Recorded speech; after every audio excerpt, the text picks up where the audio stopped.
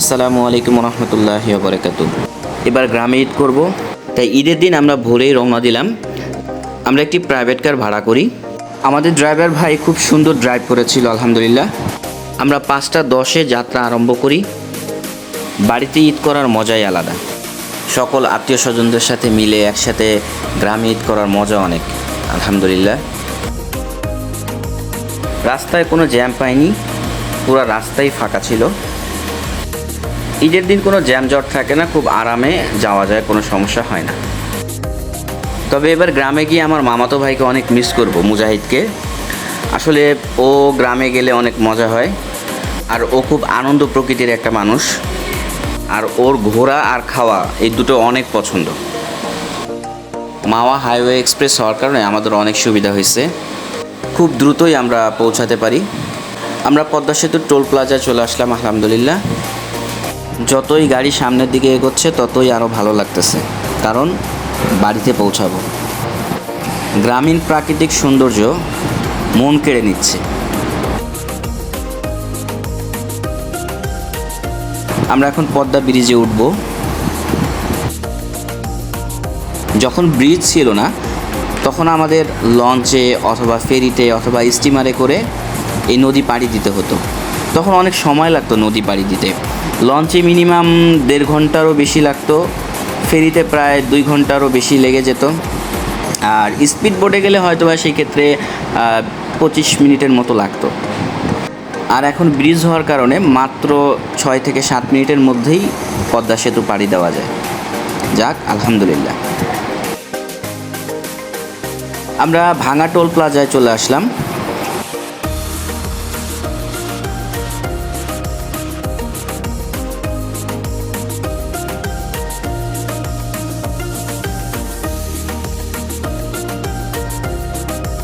আমরা ভাঙা চৌরাস্তা পার হলাম। সোজা রাস্তাটি হচ্ছে গোপালগঞ্জ খুলনার দিকে চলে গিয়েছে।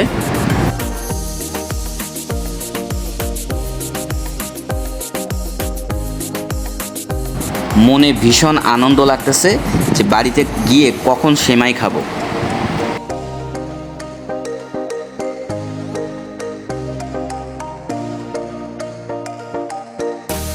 আমরা ভাঙা পার হওয়ার পরে কিছুটা কুয়াশা দেখতে পেয়েছি।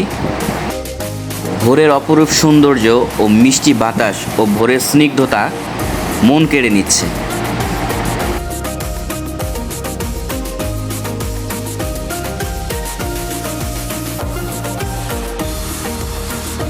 এখান থেকেই হচ্ছে গোপালগঞ্জ জেলা শুরু। স্বাগতম গোপালগঞ্জ জেলা। প্রথম থানাটি হচ্ছে মকসুদপুর থানা, তারপরেই হচ্ছে কাশিয়ানী থানা। আমাদের গ্রামটি কাশিয়ানী থানার ভিতরেই পড়েছে। পারুলিয়া ইউনিয়ন, শিবপুর গ্রাম।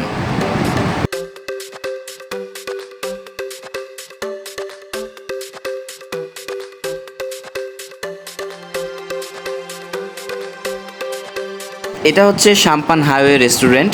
এই রেস্টুরেন্টের অনেক সুনাম আছে আলহামদুলিল্লাহ। এখন আমরা আমাদের গ্রামের রাস্তার দিকে ঢুকবো।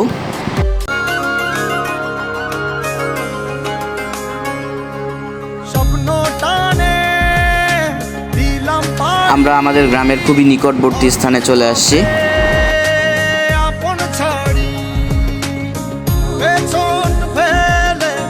আর অল্প কিছুক্ষণের মধ্যেই আমরা বাড়িতে পৌঁছাবো। কি যে ভীষণ ভালো লাগতেছে।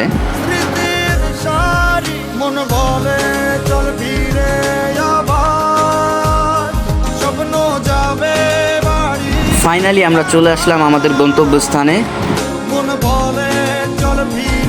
আলহামদুলিল্লাহ, আল্লাহর কাছে অশেষ রহমত যে আমরা নিরাপদে বাড়িতে পৌঁছাতে পেরেছি আলহামদুলিল্লাহ।